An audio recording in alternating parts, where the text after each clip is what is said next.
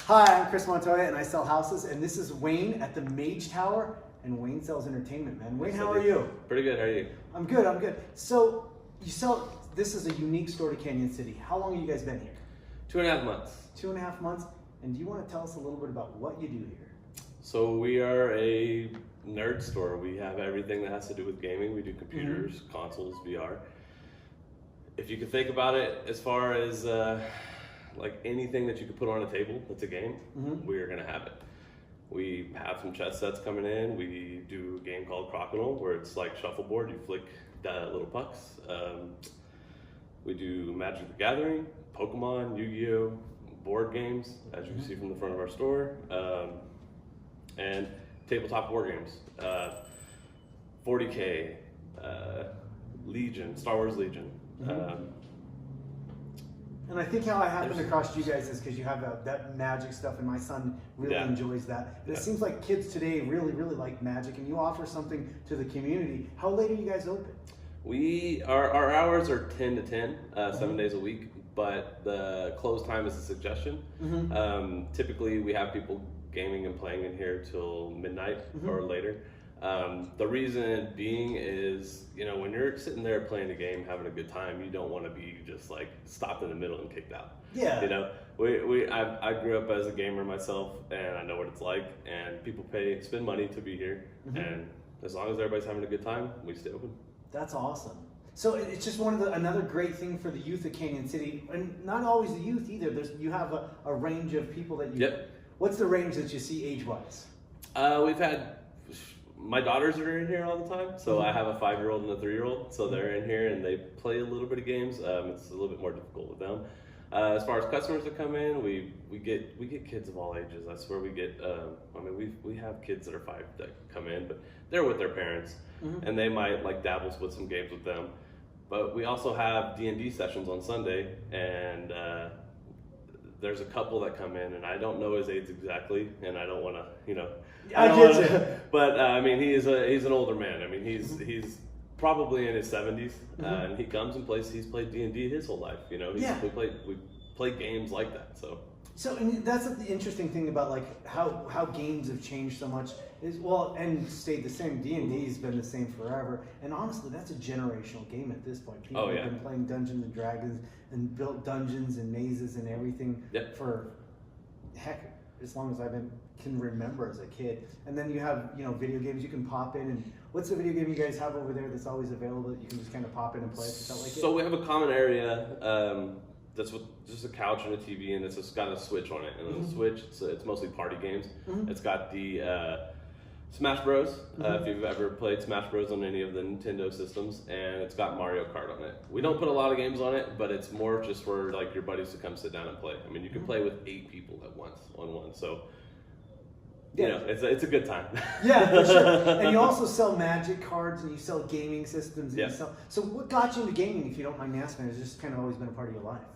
So I started gaming whenever I was in middle school. As far as card games, getting into the Magic the Gathering, it just so happens that someone my mom was dating was into Magic. He taught it to me, and then it stuck.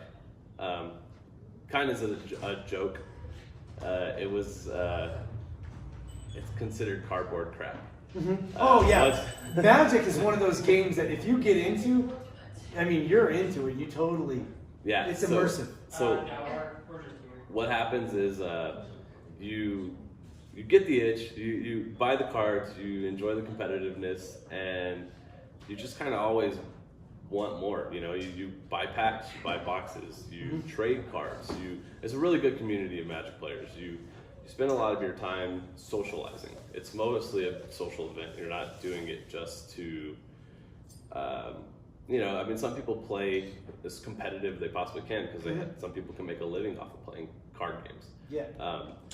But it's just something to do with your friends that you could play with any number of people. Yeah, and actually because I used to play a lot of poker. Yeah. And so there's a massive transfer for people who are professional Magic the Gathering card players that have transferred into poker because some of that intellectual idea, it works very similar.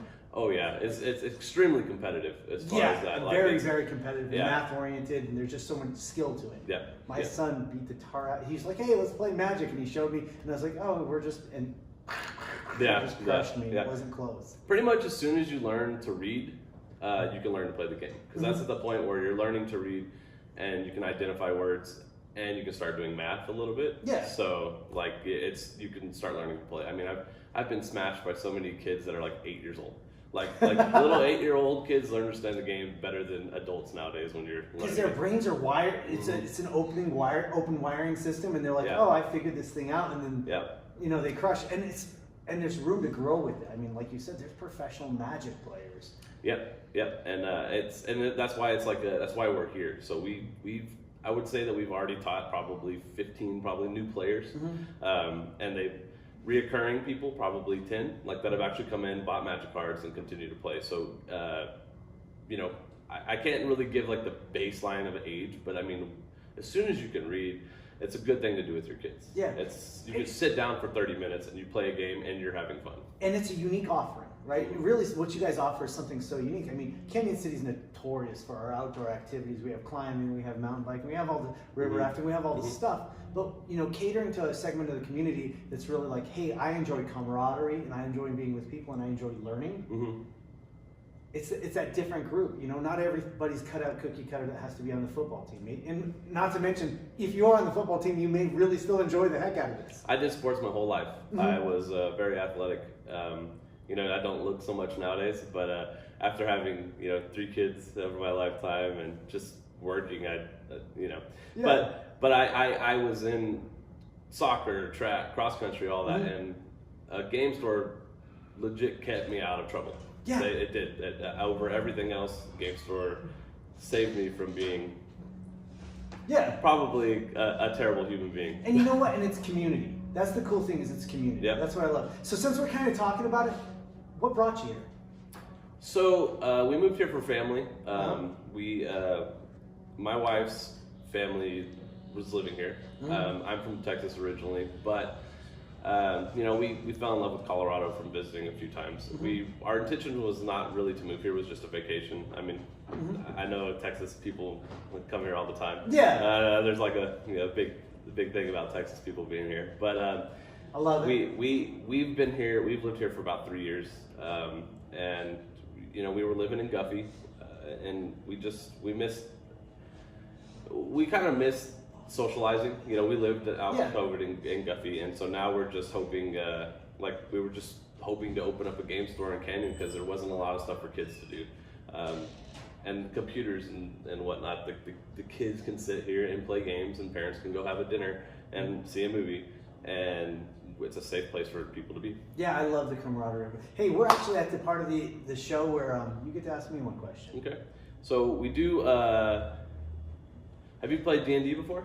I have. As a kid, I played D&D twice. I grew up in a really small town, and there wasn't tons and tons of opportunity like there is in Canyon City. But I really enjoyed it the couple of times I played. I thought it was really fun. Yeah. And it's just not exactly what you thought it would be. Like when you hear D&D and you don't know what it is, you have this expectation. And really what it is kind of getting together. And I think it causes a lot of creativity. Yeah, definitely. I really love that aspect of it, because you really, really have to use your brain. Right.